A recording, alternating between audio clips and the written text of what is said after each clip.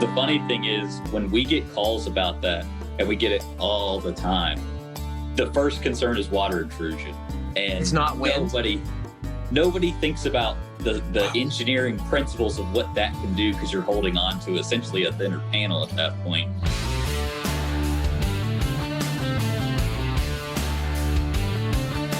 Welcome to the special edition of the Fine Homebuilding podcast with coverage from IBSx, the 2021 virtual experience. This is Senior Editor Patrick McComb. Tonight I'm joined by Fine Homebuilding Digital Brand Manager Rob Watsack. Hey, Patrick. Editorial Advisor Mike Gerton. Hi. Bryan of Pioneer Builders. Hello. Producer Jeff Rose and special guests Nick Robertson and Mike Dye of Huber Engineered Woods. Hello. Hey guys, thanks for having us. I almost thought it sounded like a real show for a minute, but that would be too much to expect on a podcast Zoom at almost 8 o'clock. And you guys have been at the Builder Show all day, and I'm grateful to see you all. Thank you very much for being here. This is going to be the final edition of the Fine Homebuilding podcast from the Builder Show, and boy, let's go out with a bang. Do you guys want to start off by telling me what you guys did today and how things went? Let's start with you guys at the Huber booth. Michael and Nick, how'd it go? You guys have seemed to have a smoother run than many of the other exhibitors at the IBSx. Mike, why don't you go first? Sure. Yeah. So we got to give credit to where credit's due. We had an excellent staff working behind the scenes, testing out different various platforms, and that just kind of made it very hugely successful for us as a Huber. We set the bar very high this year. We had 3 new product launches, which I think we're going to dabble in a little bit later on. I hope so. Spoiler there. So I think today went quite exceptional. I know Nick and I was in one of the video releases. I don't know if you guys had a chance to see that, but so for folks who are listening and want to check in on that, what did you guys do and what did you talk about? Yeah. So on Friday, all the videos will be available through the I think on the YouTube channels, as well as Huber IBSx web URL. But we did a segment called Will It Stick? It's just a fun segment where we tested different compatibility of our materials with different substrates. So wait a minute. Don't keep me in suspense. What were you guys sticking to? What sticky stuff? Nick, I'm going to let you do some talking here. You're quite good at it.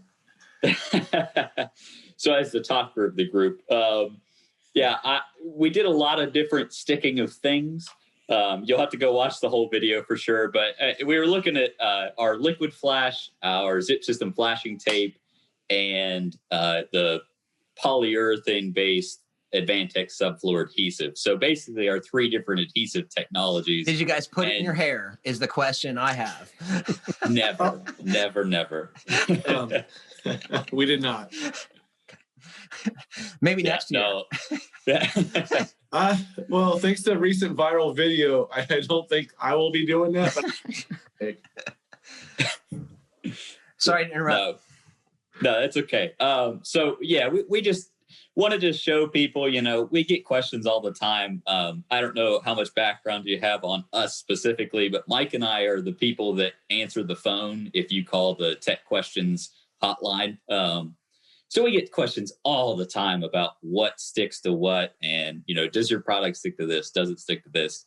Yeah, I know it's not warranted, but can I do it for that? So we kind of put just like a fun segment together for what all it's going to stick to. We tried to stick to building materials. So we looked at things like CMU, drywall, masonry, oily metal and non-oily metal. Which was a hot topic because, sometimes you use there are oils used in the metal bending process. So you might get some residue, things like that, So we get all kinds of questions and just kind of wanted to answer those. What worked best? What stuck to the most things? And what would you recommend if you need a do-it-all adhesive material from Huber that you might have in your work truck? What is it? I hate to say this, but there isn't a perfect answer for that. Um, you know, part of Huber's whole technology, warehouse, I guess, is that we want to make options for people. So all of our products stick really well. And honestly, during the testing, we had some trouble making some of the things not stick. So even the things that were supposed to fail, we really had to work at them to make them fail. But for flashing solutions, the liquid flash and the tape, they're both killer. And really work well for a lot of substrates. And do they stick well to masonry and concrete? That's like a question that comes up in my life pretty often. Yeah, that comes up a lot. Whatever we say is when you're looking for a flashing product to transition from one substrate in the other masonry product, the liquid flash is going to be your best bet. Moisture cured products, so all that moisture within the concrete or masonry, whether it's a block, CMU, or poured in place, it just has the ability to really adapt and use the moisture within that material to fully cure out. So that's going to give you your best bond for a long-term tight seal. So is that what you all recommend for like the transition from a foundation, for example, to a framed wall assembly? Yeah. So if you're looking to not only shed the water, you can obviously use tape. It won't necessarily maybe adhere to that concrete masonry long term, but it could shed the water. But if you're looking for a tight air seal at the bottom of the sheathing, sill plate, and foundation connection, the liquid flash is going to be your answer at that location. And do you need some kind of primer on the masonry? I'm sorry, Mike, I'll let you go in a sec here, but do you need some kind of primer on the concrete or masonry to make that stick there? Not with the liquid flash. It goes directly to it, and it's good to go. What were you going to ask, Mike? So sometimes when we're doing that connection between a mud sill or the exterior sheathing and the foundation, we got a little bit of a space there. How much can the liquid flash bridge? And if we have to bridge beyond the amount that you recommend bridging a gap, is there any kind of a fabric tape that we could put in there, fabric product that will help to bridge that gap? Yeah, so I can a 1 you want me to grab that one gap for the liquid flash. And if you need to kind of bridge or fill in some material, like a backer rod, a foam, kind of what you typically see around a window. Did you say 1 inch, solution. Mike? 1 inch? I'm sorry, 1/4 inch. 1/4 inch. I just missed. It didn't seem right. That's why. Yeah, 1 inch would be a little aggressive. And I would say someone needs to go back to building school if they're leaving an inch gap between their walls and their foundation, right? Absolutely. Because what I've tried, and I don't know if you have any comments about this, is I've put the liquid flash on the concrete. I put the liquid flash. This is when I'm getting, a gap of about 3/8 or 1/2 of an inch. Liquid flash on the sheathing, and then I take a piece of fiberfuse, which is I think it's a fiberglass drywall tape, and I put that over the joint, and then I put another layer of the liquid flash over that, and that way it kind of eases that bridge. Is that something you've ever tested or tried to do? Yeah, so we haven't really tested that specifically with the fiberglass, but I don't see any issues from an adhesion standpoint. It's definitely good, like you said, if you're over 1/4 of an inch, so you're at that 3/8, 1/2 inch, it's good to have something there to back the liquid flash so that it can bridge over that larger gap. So that's not something we've specifically tested, but the thing is we can test so many things, but everybody, especially y'all, are always coming up with great solutions that we're going, oh, I never thought of that. Like, we should try that sometime. Well, it works. Some work. It works. Yeah, some works work very well. Yeah. You figure, Mike, that's very similar to like a lot of those fiberglass embedded roof liquid membranes, right? It's the same kind of idea. You put a liquid layer, then the reinforcement layer. Yep. And conceptually, if you think about it, it's really doing the same concept as that backer rod. What it's doing is helping that liquid flash bridge the gap, so it's not taking all the stresses of at that location. Yep. Mm-hmm. You mentioned your 3 new products that you launched at IBSx. Can one of you tell me what those things were and how were they received by the folks visiting your virtual booth? Yeah, I'll pick one. I'll let Nick pick one as well. So we'll kind of bounce back and forth here. So the first one I want to talk about is the Advantech X Factor.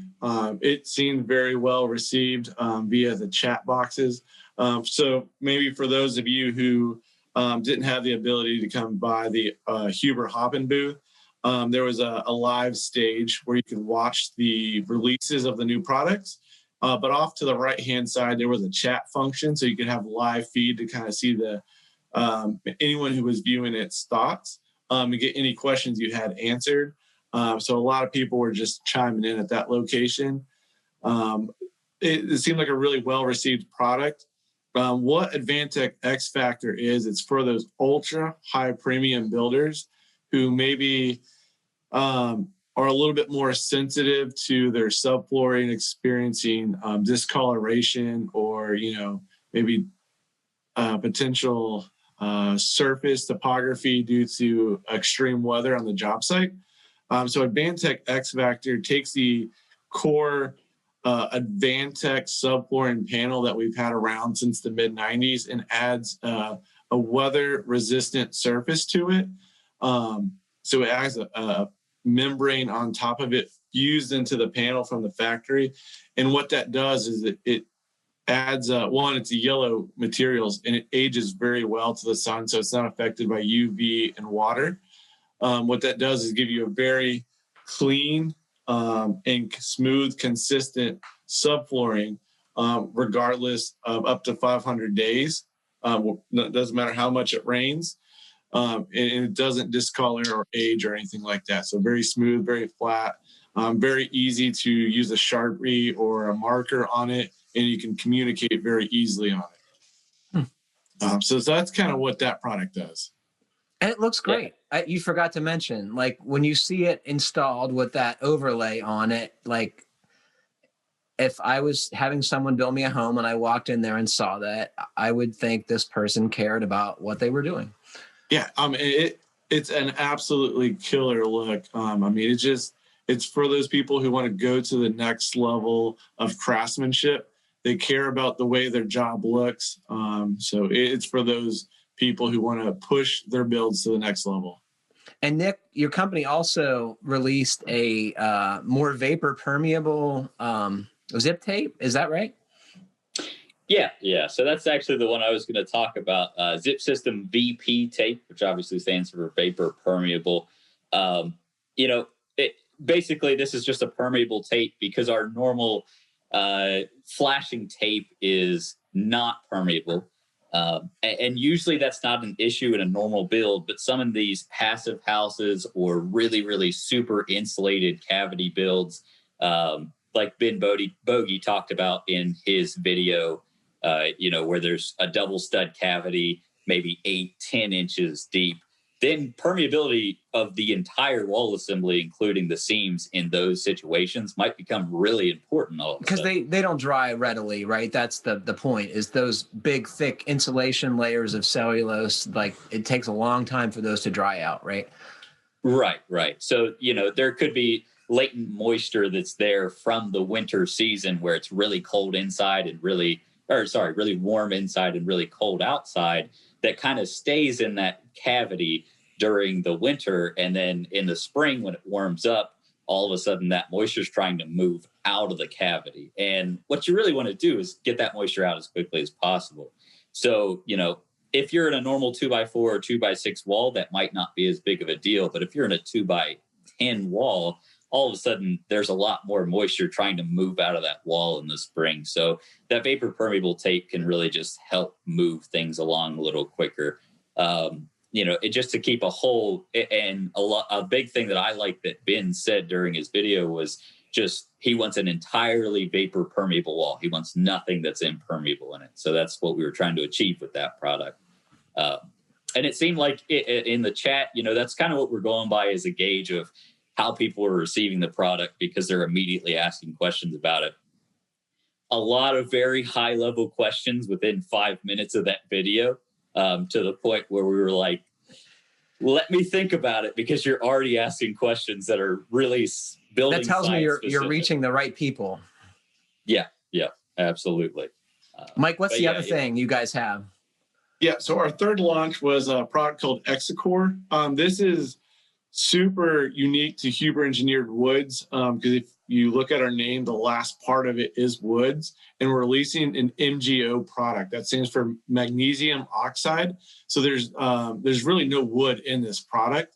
And what we're looking here is to get into kind of an FRT equivalent type product.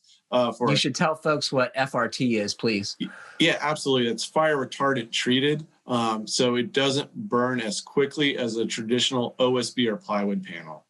And the uses is going to be as a 3/4 inch subflooring option or a 1/2 inch underlayment over a 3/4 inch OSB floor. What that second option where you have the 1/2 inch underlayment over a 3/4 inch subfloor is, it's essentially a gypcrete type replacement. What it would do is kind of give you the same sound properties that you would expect with gypcrete over OSB or plywood, but in a much quicker to install process. It's a panel versus like a poured in place material. Exactly. So what the benefit of a panel versus poured in place is when you're doing it poured in place, typically you have to shut the entire job site down. And then you have to wait for that product to fully cure out. The only time I've ever seen that done, that was like pouring into the basement through like the leak around a heating duct or something. It was pretty impressive. So this would eliminate that, I presume, also. Yep. And a lot of time, those gypcretes are used in a lot of multifamily or hotel size projects. So it's typically going to be for a larger project than a typical residential application. And does that go down with an adhesive or does it just get fastened down? The underlayment would just get fastened over top the subflooring. I'm curious, one of the things when I've used the magnesium oxide panels, we use them in commercial construction a fair amount. And we can't get them at our local lumberyard. We've always had to buy them through a specialty channel, usually commercial supply. Will your panels be available through the same lumberyards that would carry the regular Huber products? Yes, that's a great question. Right now, we're working with BlueLink specifically, but we're hoping to grow that partnership with others. So that if you needed to, you could get a mixed truck of Advantech, Huber Blue Plus, Zip, and then Exicor as well. Yeah, that's great because when we've had to order it, it usually ends up being on a semi-special order. We're ordering a whole unit of it. Of course, with a commercial job, we're using hundreds of sheets, so it's not a big deal. But if I only needed 10 or 15 sheets and it can be top-loaded on a BlueLink truck coming to my regular lumberyard, there's not a big extra charge for that. So that's nice. Mike, what are you using that for? In commercial, because a lot of our platform construction inside of existing buildings, when we do outfitting inside of buildings, we can't use any wood at all. And these panels, we use them for basically multi-level inside of a really tall space, or we're building what you call like a platform above an area, like a mezzanine area.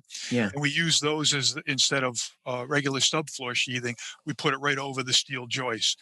All fireproof, heavy as heck, but it's like compressed minerals, right? And it's commonly used in fire rated assemblies because it's stone in a panel, basically, right?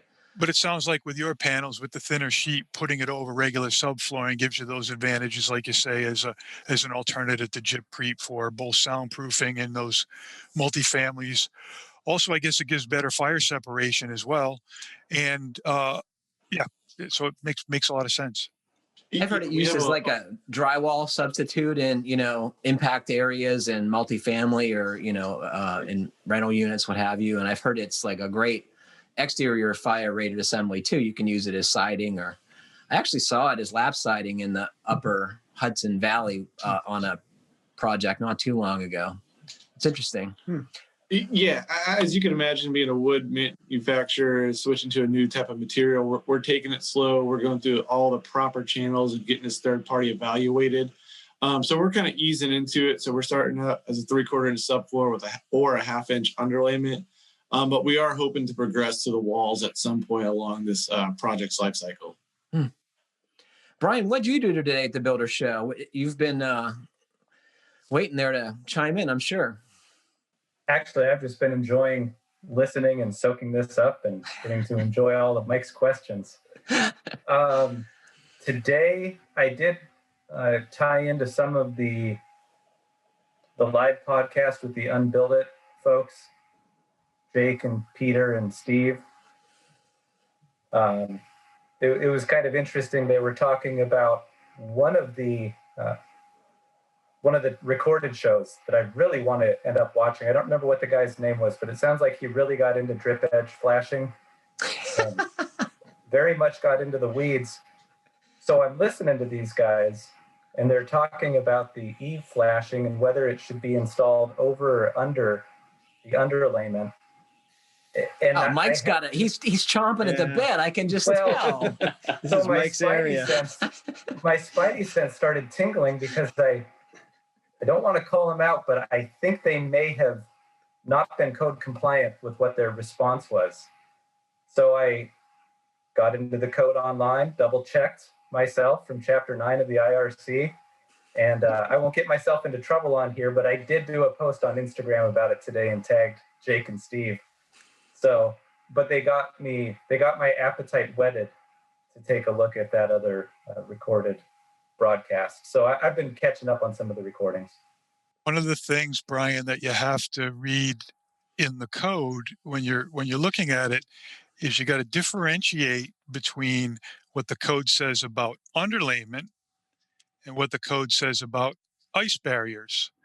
And when you separate those two into different categories, there is no specific code language telling you whether the ice barrier goes under the drip edge or over the drip edge.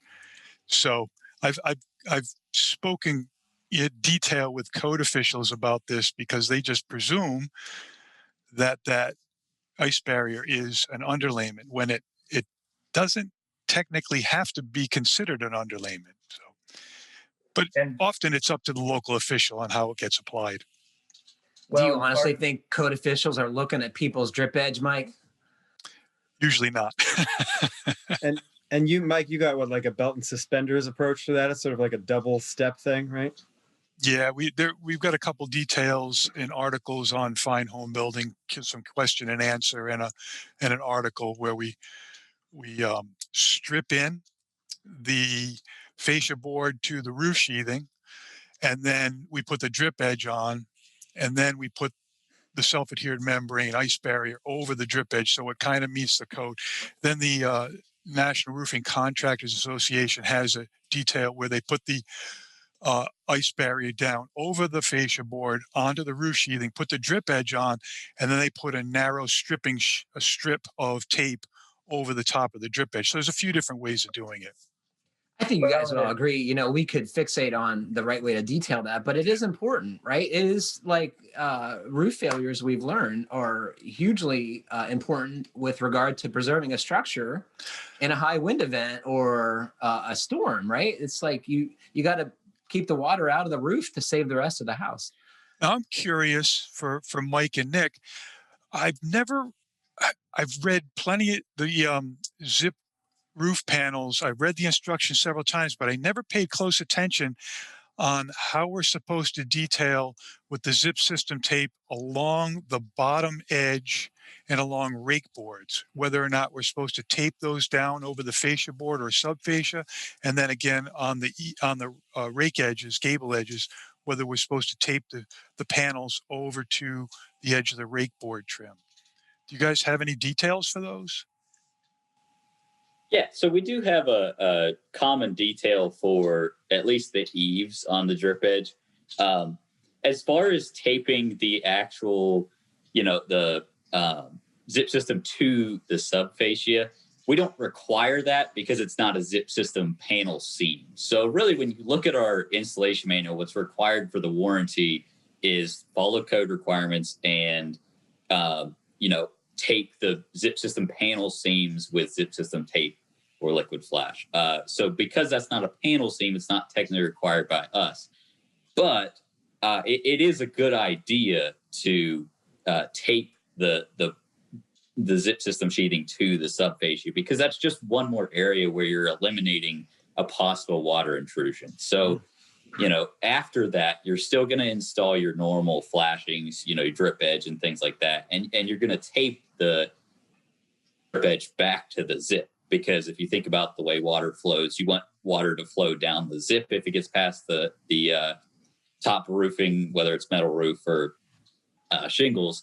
You want that to flow down the zip onto the zip tape and onto the drip edge rather than getting underneath the drip edge. So, it's kind of like the same as we talk about windows and doors and pipe penetrations. There are redundancies there to prevent water intrusion in case if one thing is done wrong, we want another thing to protect it from water intrusion. So, while it's not a requirement, definitely a great idea to tape the sheathing to the subfascia just as an extra layer of protection.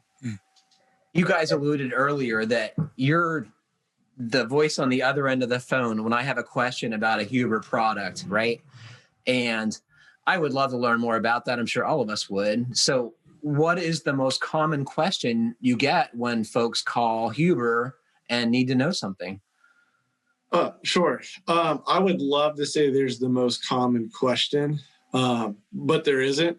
I would say it typically cycles throughout the building season. So you got your spring, summer, fall, winter. So I would say there's probably more of 4 typical questions. One that will typically always get asked, and I think is going to be the obvious question to bring up here, is overdriven fasteners within the zip system sheathing. I'll address that and maybe let Nick pick up a different topic as well. So overdriven fasteners, the question we get is that void the zip system warranty?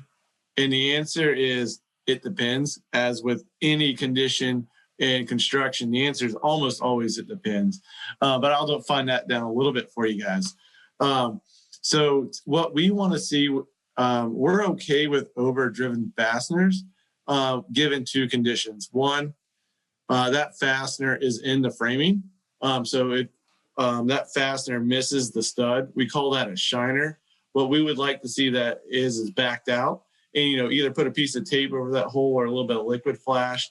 Oftentimes it's going to be on a panel edge anyway, so it's going to get covered with the panel seam flashing tape. And the other condition is as long as it's not overdriven more than half the thickness of the sheeting. So you shouldn't be doing that anyway, because you've sacrificed the strength of the connection greatly, I'm sure. That's absolutely right. A lot of people don't care about that part. They're just more worried about the water management aspect. So we totally understand where they're coming from. But I'm an engineer by education, so that's where my background's in. So I'm always trying to fight like, hey, no one's going to care about how much water is in your building if it's going to fall down. But obviously, 1 or 2 overdriven fasteners isn't going to cause that big of a structural performance. And the APA and PFS TICO has really good charts about how overdriven fasteners can affect your sheathing. So that's probably our number 1 question we get. So as long as it's not overdriven. How do you tell folks to? I mean, there's a lot of things happen on the construction site that a supervisor is not watching, right? But how do you generally tell folks to prevent your lesser experienced carpenter from destroying panel products by overdriving nails? Yep. So there's a few ways. The answer of don't do it is not the right one. It's going to happen when you're using pneumatic guns. It's impossible to prevent in the modern era of construction. But some of the ways to kind of control it is you can do regulate it at the compressor. But if you start getting multiple lines off the compressor, that's not generally always going to be your solution. So if you do run multiple lines, you can do an inline regulator. So it kind of regulates it from the tank to the gun. That's an okay approach. But the best one is kind of a lot of the newer guns have you can control the depth setting on the gun itself. So you can just kind of dial it in on the gun until you can get a smoother, more consistent installation of the fastener. And then if you can't get that, there are nail color adapters you can put on the end of the gun, and it does kind of prevent the fasteners from going as far into the sheeting. I've worked a bunch with high school students who've worked with me on projects that I'm building, and I always have them dial the depth of drive adjustment as far back as it can, so it actually leaves the nails just a whisker high. And although it takes the extra step of going and hammering them, where a pro would never do that, but it reinforces in younger carpenters' mind is that we don't want to overdrive. We're working in 110, 120 mile an hour wind zone, and our engineers are very specific on the nailing schedule, usually increasing it above what the building code calls for. 12 in the field, 6 on edges. They're looking for anything from a 6 to 4 in field, and any that are overdriven, even breaking through, if the head of the nail's below the surface of the panel, they say we got to put another one an inch away. So with the younger people, get them in the habit of underdriving, hammering them in where they can't overdrive it, and then eventually when we let them dial it in, they get the habit of understanding what an overdriven nail looks like, so they don't have the problem. Or you let them overdrive them all, and then you make them go hand nail it, and that's going to make them learn quicker than any way you could tell, right? Yeah, we just don't want to bust the panel up in the process. I love a thing that you said there, Mike, though, is that you're worried about the wind zone and the engineer, because the funny thing is when we get calls about that, and we get it all the time, the first concern is water intrusion. And it's not wind.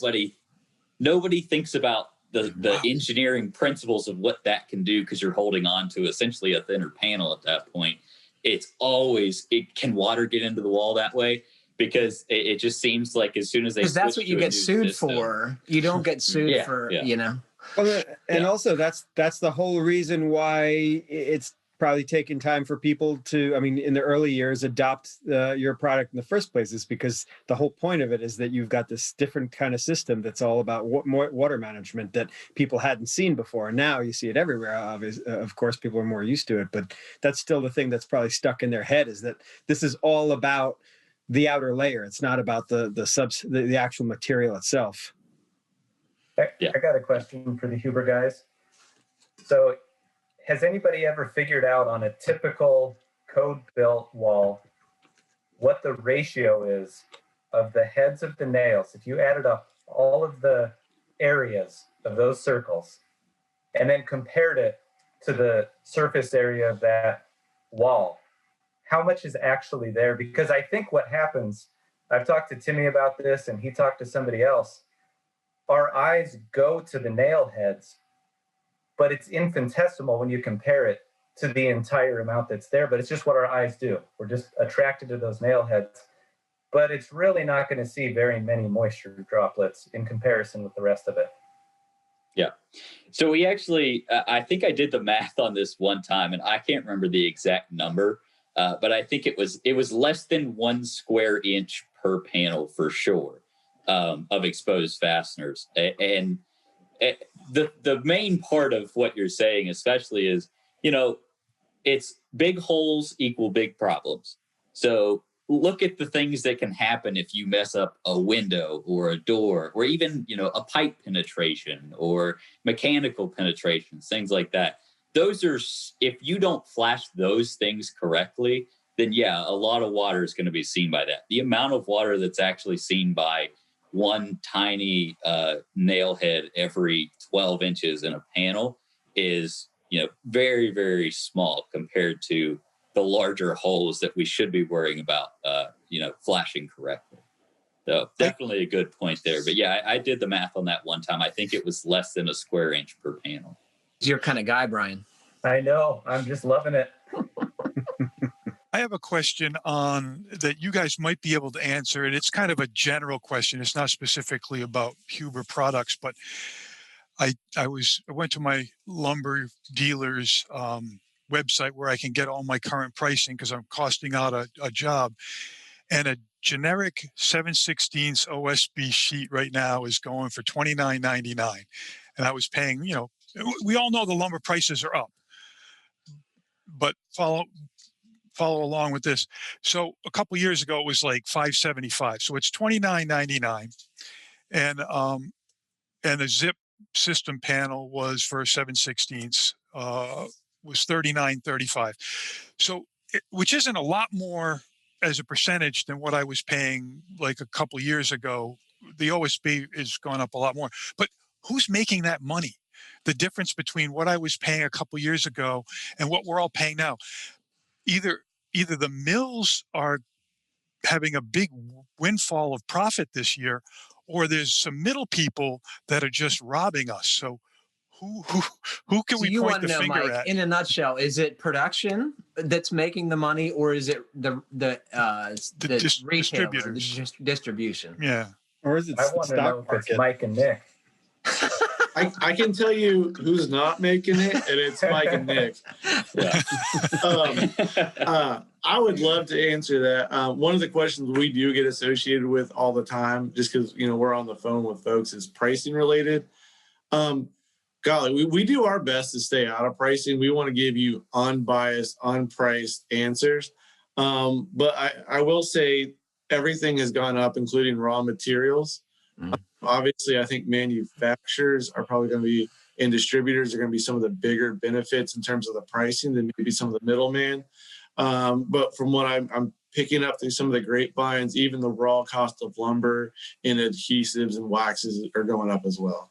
So all of your component costs are going up. So it's not just that there's a middleman who's just taking us all to the cleaners. Exactly right, man. It's not just that, Mike, is what they're saying. Yeah. I'll always tell people, and we do get that question a lot on the tech questions line. Basically, if you have a question, we probably heard it on the tech line at some point. But the people that ask that, I say, you know what? Your guess is as good as mine. I have no idea. They've been paying me the same thing all year, so I really don't know. we try and keep our nose out of that as much as possible. What are some of the other things people ask you? Either like, what are some of the wackiest things folks ask you, or what are the things you get asked? Go ahead, Mike. You want to get there. I would say, honestly, the wackiest one was we had someone call in. They used Advantech in a donkey stall. And as donkeys do, they get curious. They nibble, maybe eat an entire panel. And they wanted to know what the side effects is for the animal. And of course, you knew that. We researched. Our team is very good at staying humble. So if we don't know the answer, we will research it. We are not afraid to call you back or email you back later in the day, week, month, whatever it takes to get the right answer. And so we did, through a channel of connections, determine that everything within our panels is consumable. You may be uncomfortable on the end use or project inside you, but other than that, you should be fine long term. I also have a follow-up to that. Please. Unfortunately, I was not asked the question, but our newest Nick Sable, who's the other guy on the tech line, he got asked if the panels were gluten-free one time. And we thought this was a joke, we thought, oh, this has to be, it was a Friday afternoon. So you're thinking, oh, this is a prank. This is somebody from a mill. Because Nick and I both used to work at one of our mills. And it turns out the guy was serious. He said, I'm having a reaction and I just found out that I have celiac disease. But he thought maybe it was, so he was still trying to find out some of what was causing his dieting, problem, right? Yeah, some of the dieting precautions of celiac disease. But he said, I work in construction. Do the panels have gluten in them? We were like, do they? We'll find out. To our knowledge, they do not have gluten. Yes, yeah. So do you guys just have like one giant spreadsheet or manual, and it was like you have to search for donkey in like the index or something like that? We're not as sophisticated on the donkey index at the time. We do have a wall of interesting questions, though. That's for sure. We have a whole wall. Come on, let's hear another one. One of my favorites was. I don't know, this might be an overshare, but there were some framers who may have spilled some coffee on the Advantech, and they wanted to know what coffee would do structurally to performance. It's not much different than water being spilt on it.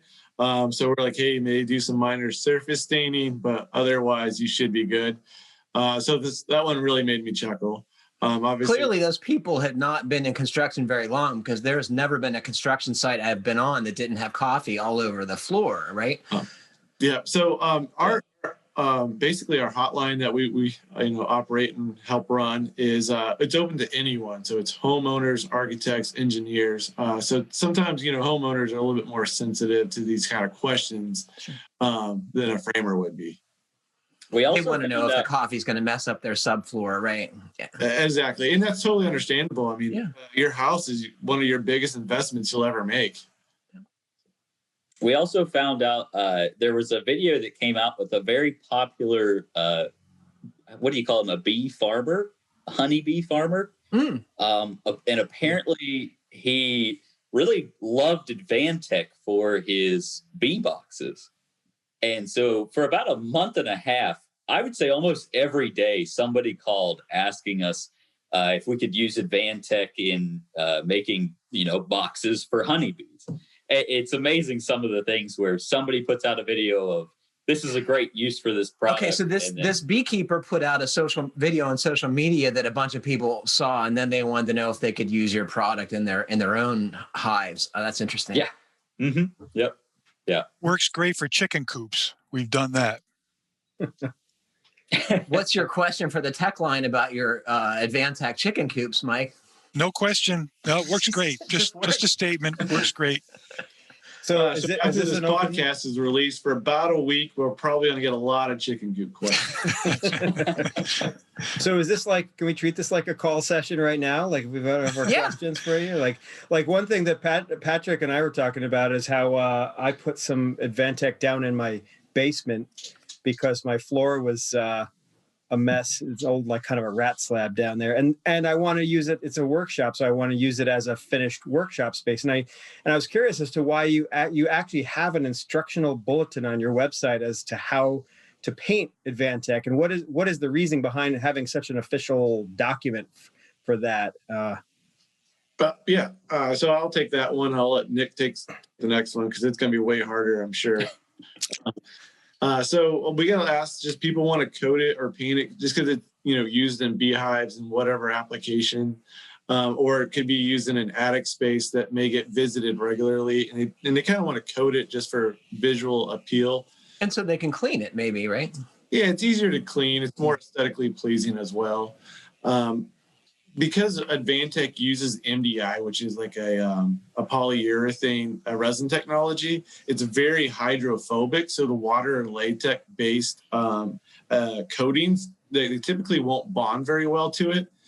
So the whole point of that tech tip is to try to get you to a point where you only have to apply the coating once and not repetitively. So an oil-based paint, primer, or like two-part epoxy will bond very well to the MDI that's in the panel itself, and you don't have to worry about continually applying coatings to it. I love when there's an answer to a question that seems so rare in our industry, right? It's like you guys said earlier, it's always, it depends, but sometimes there is an answer based on, in this case, chemistry. Yeah, and actually that was one of the main reasons why I asked that question is because for a floor, it ended up being a little bit tricky because there aren't that many oil-based primers that recommend being used on horizontal surfaces. So I was like, well, I want an oil-based primer. I want to use a water-based primer. I know it said polyurethane was another option. So I ended up going with an oil-based primer that wasn't recommended for floors just because it's just a workspace anyway. So I wasn't really that concerned with the overall performance, but it's nice to know why I wasn't allowed to use the water-based. Hey, Rob.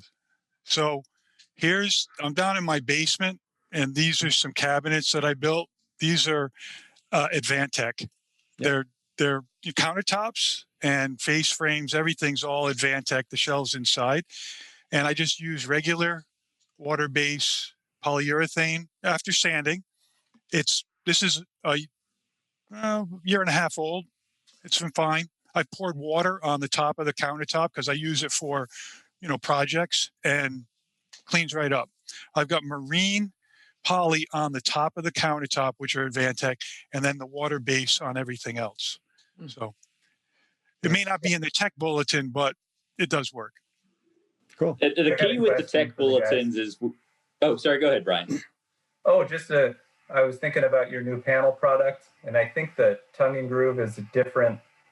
The joint is different. Is there any idea about taping seams as far as air sealing is concerned or anything like that? I mean, to me, it kind of looks like yellow zip, and I'm so used to seeing zip with tape. Is that a part of any assembly, or is it just designed to have the joints open like normal, like a normal floor? Yeah, so it's really just designed to have the joints open like a normal floor. I think there's actually one of the segments today, it might have been the closing segment, actually was talking about using tape on the subfloor, just to keep water out of the basement or whatever foundation is underneath during the construction phase. So it's not impossible to do, and you can definitely use like our zip system tape or liquid flash or another tape to keep water out of the basement or just for job site management.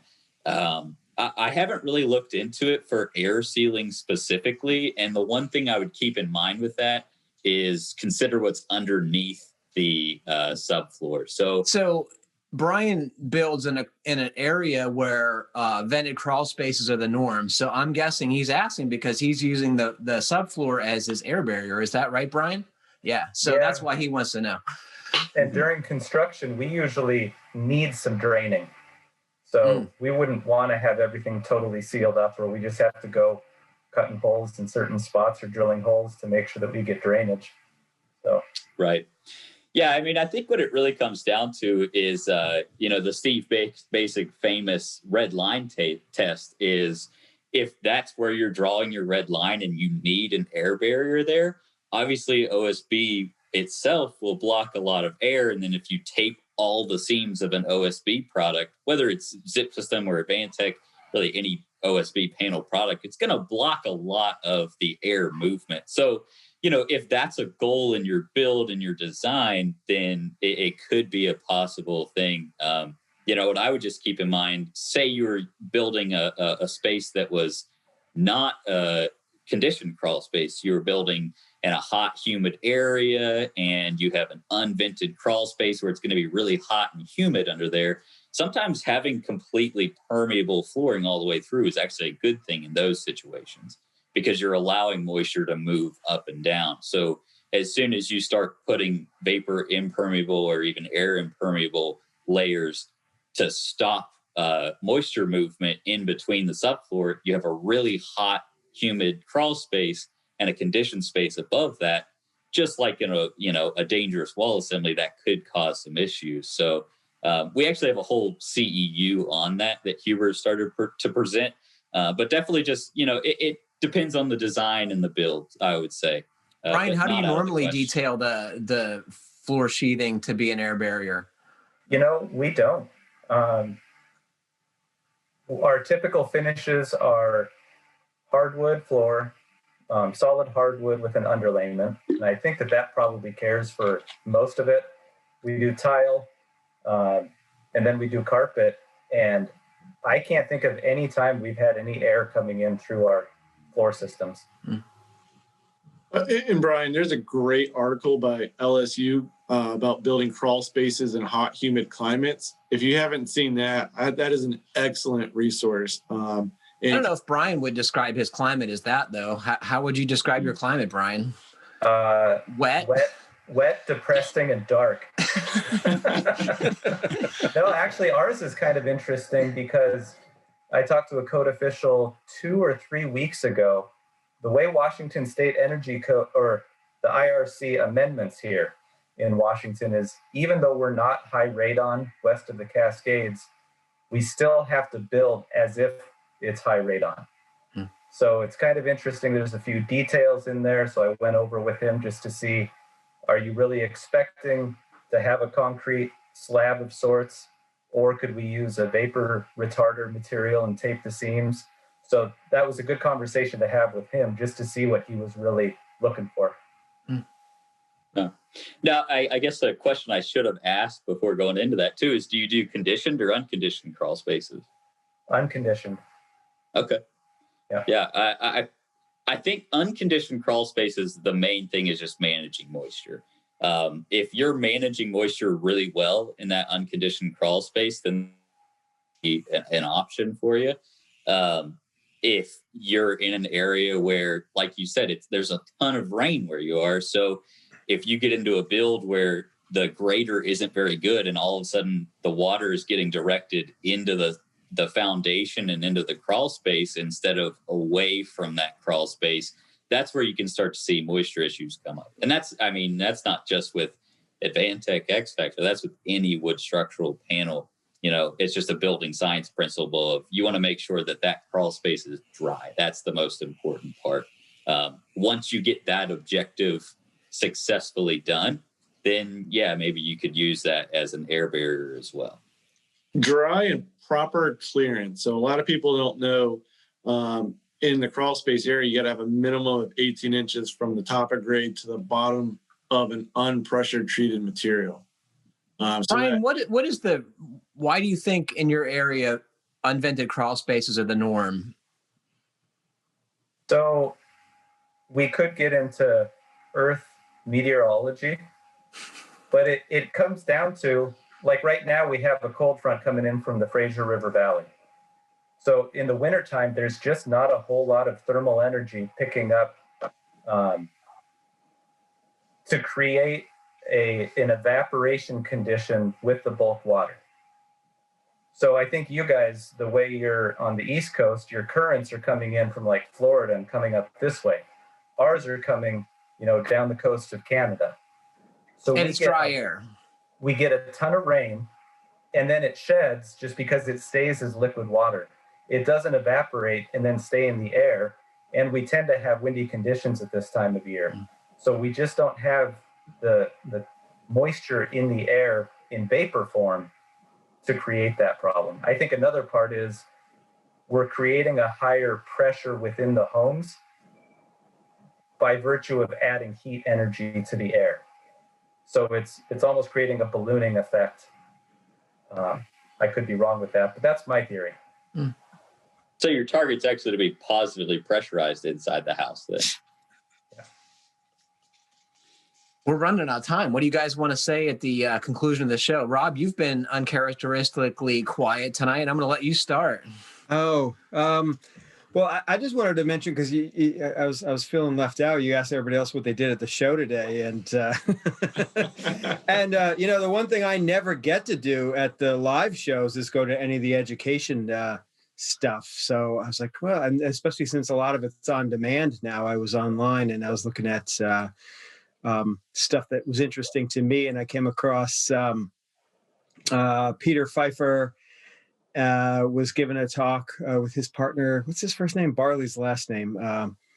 They were talking about designing homes to balance like style and functionality and energy, and energy performance, green building. And I never realized how scientific approach they come to it. It was a really great video if you guys want to check it out, but it's blending popular custom home design trends with realistic high performance building strategies. And, one of the big takeaways is that, it's like so many people are looking for the right material or system or whatever. But they were just talking about like starting with the design first. It's like, what do you need in the house? How can I make this house as simple as possible so that the materials don't have to work as hard, and you don't and it was just a really nice talk about sort of an overview of thinking about it in a very technical, organized way, starting with sort of like, what do you need to get out of the house? And then sort of working your way through the systems and the layout, and then ultimately choosing the materials and mechanical systems that make sense in your final design. And it just seemed to make a lot of sense. It seems like if a lot more people thought about designing houses that way, rather than sort of like coming up with a style or an overall idea and then trying to shoehorn everything into it, they be able to build a lot more affordably and have houses that just are easier to take care of and live in. We should tell folks too that one of the side benefits of the technical difficulties at IBSx was that now all these presentations are available to everyone who registers. So, and they're going to be up for a couple weeks, as I recall. So, it's probably worth checking all that stuff out, right? Anybody who has an expo pass, whether it's an education pass or not, is can have complete access to all of the educational programs, which is actually how I got in there, because I hadn't gotten one of the educational passes. And we should remind folks too that all the podcasts will be in other venues, so you don't need to wait to check those out, that they'll be up and available. Mike, what were you going to offer as your final thoughts? And just on the education stuff, they have both the on-demand, which are videotaped, that will be available going forward. The other ones, which are scheduled, sort of live and semi-live, you have to watch them when they happen. They might be recording them, but they're not posting them after their present time, the time slot. There are still some going to be happening on Friday. I guess we're recording this Thursday evening, so some people might be listening to this Friday morning, so they could catch some of those sessions. One of the things we didn't talk about in any of our previous broadcasts were about the peer-to-peer networking and opportunities. IBS had a whole group of sessions called Shop Talks, and I just walked through a bunch of the topics, looked through a bunch of the topics today, sat in on one. Just some examples of some of the topics that were on Thursday. So what these were are moderated sessions with a topic, and then anybody could join in, and everybody was on screen who wanted to be, and you could just unmute yourself and then ask questions from one person to the other. It wasn't like the moderator was leading a whole session. So these were just talk sessions, builder to builder. One was, which we should have listened to, Bryan, before we taped yesterday's podcast, how to sell health and comfort qualities of your homes. I missed it. That was at about 3 o'clock today. So we'll have to go see if they offer that to listen in on in the future on a recording. Another was custom home builder contracts, forms, and documents. I don't know too many contractors who couldn't benefit from attending that, right? Exactly. Emerging project trends in remodeling. That'll be tomorrow on Friday. And the one I sat in on was the 2021 IECC Energy Code. What's coming? Did you learn more about ping pong moisture? No, nothing about ping pong moisture. This was just about code stuff, and ping pong moisture they don't get into in the code. Anyway, what is of interest, and maybe to the audience of builders, is when your jurisdiction adopts the 2021 IECC or the IRC, which will kind of have the portion of that's appropriate for residential. Zones 4 through 8 will go, the roof insulation will bump to R60 from R48. So it's a big jump. What one of the attendees was asking is, okay, so now we're putting more insulation up there. What about the drywall and our roof framing, and how's that going to be affected? And there was somebody there from an insulation company who says, yep, we've already checked this. Fiberglass, no problem. The dead load requirements for your basic truss design and the basic drywall attachment to a 24 on center roof truss or ceiling joist layout will work. When you get into mineral wool or particularly cellulose, you got a problem. And the code doesn't address what we have to do. Because there's more insulation than the dead load allows. Is that correct? That's what happens. And the attachment it's more than of the 10 drywall, pounds per square foot, I presume. And it's primarily the attachment of the drywall to the framing. So now you're going to need either more fasteners, or what this insulation company rep was recommending is you're probably going to have to go to 5/8 drywall on your ceilings if you're going to use cellulose or some types of mineral wool due to the weight. What about maybe a sheathing layer? Because like a lot of the Europeans use that on the inside of the house for their air barrier anyway, right? Then you're probably going to meet it. But then for the roof trusses, we're going to have to order roof trusses from our fabricator unless they're regionally going to already incorporate the extra dead load for the bottom chord of roof trusses. If they're not doing that, they're going to have to increase the dead load. Trusses are already required for a 20-pound live load, but insulation and drywall are dead loads. So they're going to have to increase that from the standard 10-pound per square foot, maybe up. I think it's 10 pound, could be wrong. But they don't have to increase that, which means, could be some more incremental cost and consideration that a lot of people don't think about, both on the code side and on the builder side. Always good to learn about it before it comes to your town. So that's all I got. Mike and Nick, what do you guys want to say at the conclusion of our show? Mike, you go first. Sure. I was going to say, having been a part of a few IBSs, this was by far the most unique in terms of being on the manufacturer side. The amount of work we did up front versus what you would typically do at the show. We started creating and filming content for IBSx in November. So we had about a 3-month lead time on creating as much content and making it as interactive and fun as possible, versus usually Nick and I, we work the booth. So we just got to show up on day one and bring a smile and a can-do attitude. So it was just a whole different mindset just to prepare for this. What do you think, Nick? Yeah, definitely. Thank you to everybody, who helped prepare all these things. Obviously, you all have put a lot of work into this prior as well.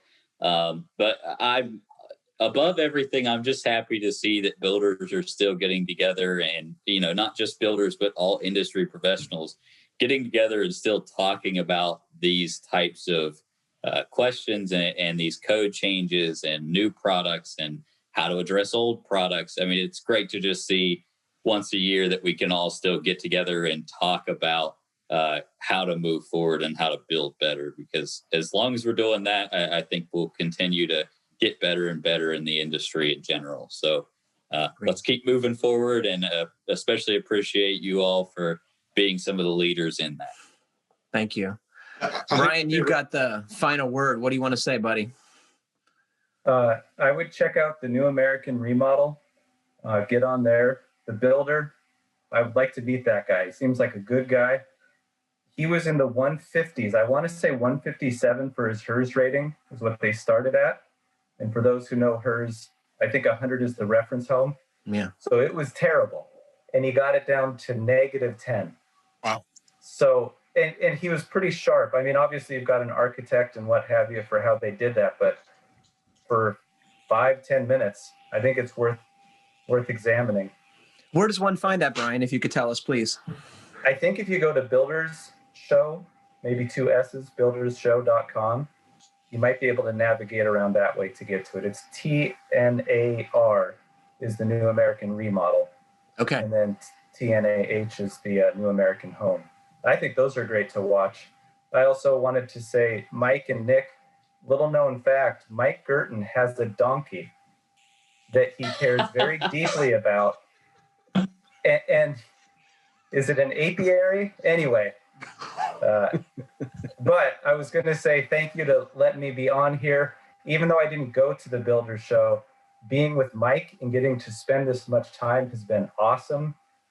It's just wonderful. And thank you guys at the FHB for doing what you guys do. It's been good. It's been a pleasure. I miss hanging out with you all in person, of course, and I certainly miss the Keep Craft Alive event, but let's keep the faith, maybe next year. And I don't think this has been a terrible substitute, I must say.